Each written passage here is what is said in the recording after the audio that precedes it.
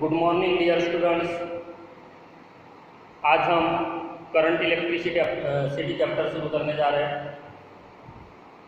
इसमें थोड़ा बहुत जो इंट्रोडक्टरी पार्ट है 12th के करंट इलेक्ट्रिसिटी को समझने के लिए वो हम यहाँ डिस्कस करने वाले हैं। एग्जैक्टली ऐसा भी नहीं कहा जाएगा कि अपन पूरा का पूरा 11वीं का ही डिस्कस कर रहे हैं, लेकिन जो ज़रूरी है मैंने उसके अनुसार 2-3 वीडियोज में उसको कवर करना है।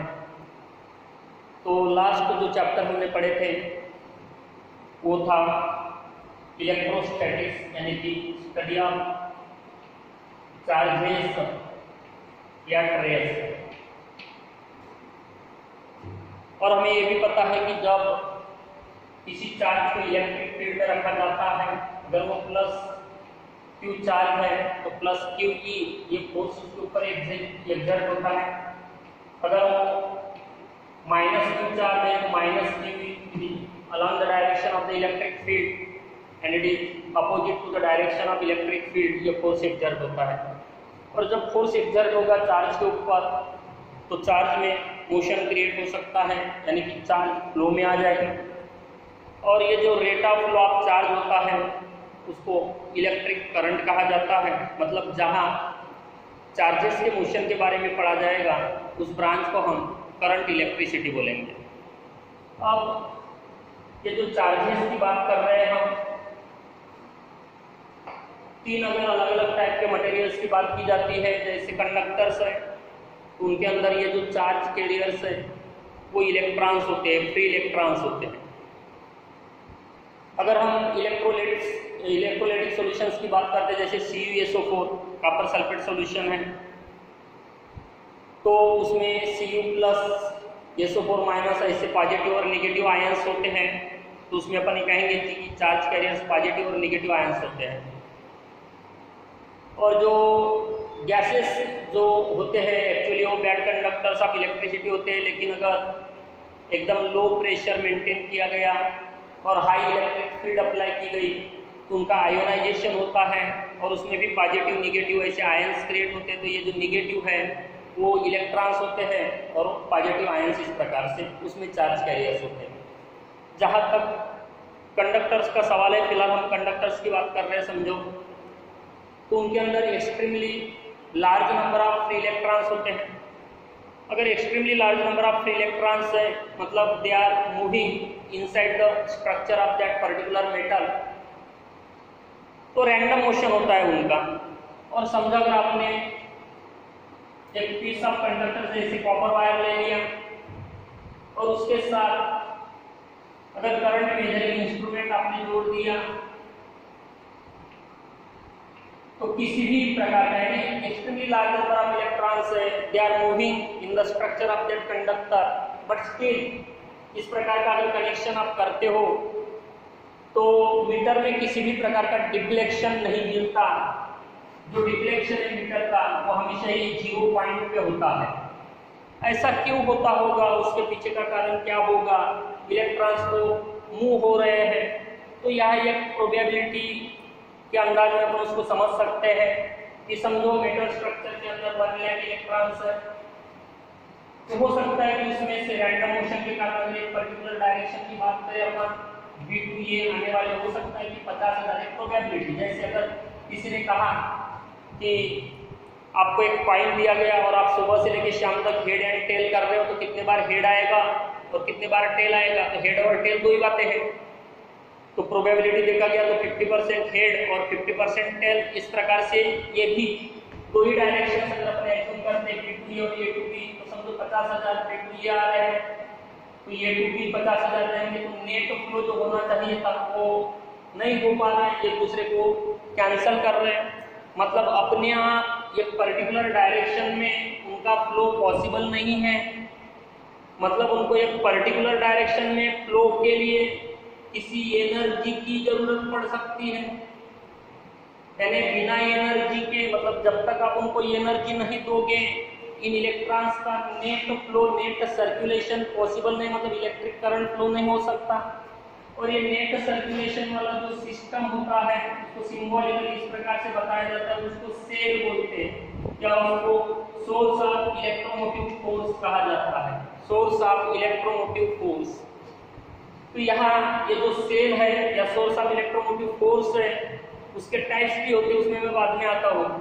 लेकिन ये जो सोर्स है वो क्या कर रहा है एक्चुअली, तो जो इलेक्ट्रॉन्स है उनको सर्कुलेशन के लिए जिस इलेक्ट्रिक फील्ड की जरूरत थी वो इलेक्ट्रिक फील्ड यानी इनडायरेक्टली अपन ये कह सकते हैं कि जिस एनर्जी की जरूरत थी वो एनर्जी उनको प्रोवाइड कर रहा है। तो इलेक्ट्रॉन्स को जरूरी एनर्जी यानी इलेक्ट्रिकल, दैट मीन्स ये एक ऐसा सिस्टम है, ऐसा अरेंजमेंट है जो इलेक्ट्रॉन के सर्कुलेशन को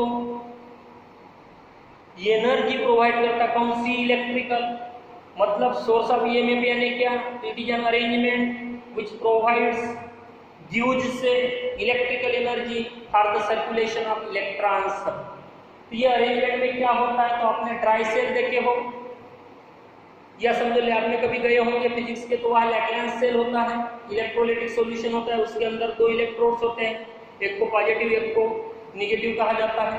तो ये जो सोर्स ऑफ ईएमएफ है ये अलग अलग 3 टाइप के होते हैं, उसमें आ ही रहा हूँ मैं। लेकिन ये जो ईएमएफ है मतलब फिर क्या होता है, तो समझो अगर इस पर्टिकुलर पॉइंट से लेके टोटल चार्ज क्यू का सर्कुलेशन होने वाला है और चार्ज वापस उसी पॉइंट पे आने वाला है, यानी कंप्लीट लूप को यानी एक लूप पूरा कंप्लीट करने वाला है, तो उसके लिए समझो जो एनर्जी दी जा रही है grade that equal to W, इसको क्यू को इसकी जगह अगर यूनिट चार्ज होता तो कितनी एनर्जी देनी पड़ती, डब्ल्यू बाई क्यू। और ये जो भी होता है work or say energy supplied by the cell to circulate the charge once round unit charge once round the complete loop is called as the electromotive force or EMF of a cell। अब इस chapter में आगे चल के 2 terms उपयोग में आने वाले हैं, एक को हम EMF बोलने वाले हैं और एक को हम टर्मिनल पोटेंशियल डिफरेंस बोलने वाले हैं। डेफिनेशन में पोटेंशियल का या पोटेंशियल डिफरेंस का भी डेफिनेशन उसी फॉर्म में अपन ने लिए थे W बाई क्यू, ईएमएफ भी उसी फॉर्म में ले रहे हैं, मतलब ईएमएफ और ये जो टर्मिनल पोटेंशियल डिफरेंस है दोनों का मीनिंग सेम है। लेकिन फिर डिफरेंस कहाँ क्लियर होता है, तो समझो हमारे पास एक सेल यानी कि ड्राई सेल है, ड्राई सेल का ये पॉजिटिव टर्मिनल है, ये निगेटिव टर्मिनल है। अगर हमने यहाँ जो भी पोटेंशियल डिफरेंस मेजरिंग इंस्ट्रूमेंट यानी वोल्टमीटर जोड़े और उससे मेजर करेंगे, इसको ओपन सर्किटेड सेल कहा जाता है, जिसके द्वारा किसी भी प्रकार से करंट का सर्कुलेशन नहीं हो रहा है, मतलब चार्ज सर्कुलेट नहीं हो रहा है, तो उसको ईएमएफ ऑफ द सेल कहा जाता है। लेकिन यही सेल जब किसी एक्सटर्नल रेजिस्टेंस के साथ समझो जोड़ा गया, किसी सर्किट में जोड़ा गया और यहाँ से करंट फ्लो होने वाला है, तो उसके 2 एंड्स के बीच में जो भी मेजर होता है that is the terminal potential difference, and therefore we can say EMF of the cell is always greater than the terminal potential difference। तो ऐसा क्यों? तो जब मैंने कहा कि एक्सटर्नल रेजिस्टेंस के साथ सेल को जोड़ा जा रहा है, जब ये नहीं जोड़े थे तो energy supply per unit charge को अपन ने W बाई क्यू ई बताया था, जैसे ही जोड़ते वो कम हो जाता है, मतलब कुछ एनर्जी यहाँ खर्च करनी पड़ती है उसको से W1 और कुछ एनर्जी उसके अंदर जो इलेक्ट्रोलाइटिक सॉल्यूशन होता है या वो जो अरेंजमेंट है उसके कारण जो पोजीशन होता है वो होता है, तो यहाँ एक एनर्जी का पार्ट खर्च होता है। Total energy law of conservation of energy के अनुसार W1 प्लस W2 इस प्रकार से होती है। इसको बाद में और अपन डिस्कस करने वाले हैं 3rd वीडियो में। लेकिन यहाँ ये जो बाहर का पोजीशन है उसको एक्सटर्नल रेजिस्टेंस कहा जाता है और जो इलेक्ट्रोलाइटिक सॉल्यूशन के कारण होता है उसको internal resistance of the cell कहा जाता है। तो कुछ एनर्जी इंटरनल रेजिस्टेंस के लिए खर्च होती है और इसलिए जो टर्मिनल पोटेंशियल डिफरेंस है वो हमेशा ही ईएमएफ से कम होता है। अगर आइडियल कंडीशन में ही चलते हैं तो आर की वैल्यू को 0 कंसीडर करके उस केस में अपन बोल सकते हैं potential difference is equal to terminal EMF is equal to terminal potential difference. अब थोड़ा शार्ट में मैं ये जो सोर्सेस हैं उनके बारे में बता रहा हूँ। अभी अपन ने कहा कि एक ऐसी अरेंजमेंट है जो इलेक्ट्रिकल एनर्जी को अपना किसी भी एनर्जी को इलेक्ट्रिकल एनर्जी में कन्वर्ट करता है। तो ड्राई सेल हो गया, लैग्रेंज सेल हो गया, आपके गाड़ी में जो बैटरी होती है, आपके घर में जो इन्वर्टर होता है, वहां जो बैटरी उपयोग में लाई जाती है, यह केमिकल रिएक्शन होती है। केमिकल एनर्जी का कन्वर्जन इलेक्ट्रिकल एनर्जी में होता है। तो ऐसे जो सोर्सेस ऑफ ईएमएफ है उनको इलेक्ट्रोकेमिकल सेल्स कहा जाता है। ये जो इलेक्ट्रोकेमिकल सेल्स है वो दो टाइप की होती है, प्राइमरी इलेक्ट्रोकेमिकल सेल और दूसरा जो होता है सेकेंडरी। एकदम शॉर्ट में इनका डिफरेंस बता रहा हूँ। ये एक बार उपयोग में लाओ, बाद में उसको उपयोग में नहीं ला सकते हैं, इन्हें टेम्पररी अपन कह सकते हैं, और इसको लगभग अपन परमानेंट बोल सकते हैं, बार बार उपयोग में लाना। ये क्यों टेम्पररी होता है? तो इसके अंदर की केमिकल रिएक्शन इरिवर्सिबल होती है। एक बार केमिकल रिएक्शन हो गई, जो भी प्रोडक्ट बने उससे और अपन इनिशियल फॉर्म में वापस नहीं आ सकते, उसको अपने को रिप्लेस करना पड़ता है। और यहाँ जो केमिकल रिएक्शन होती है वो रिवर्सिबल होती है, यानी बार बार आप रिचार्ज कर सकते हो उसको। तो ऐसी जो सेल्स होती है उनको सेकेंडरी सेल्स और एक्यूमुलेटर्स कहा जाता है। इन्वर्टर, अपने गाड़ी की बैटरी, किसी गाड़ी में जो लगाया जाता है या ट्रक में, फोर व्हीलर में वगैरह जो बैटरियां होती है वो सेकेंडरी सेल्स होती है, एक्यूमुलेटर्स भी कहा जाता है। दूसरा जो टाइप है वह है जनरेटर।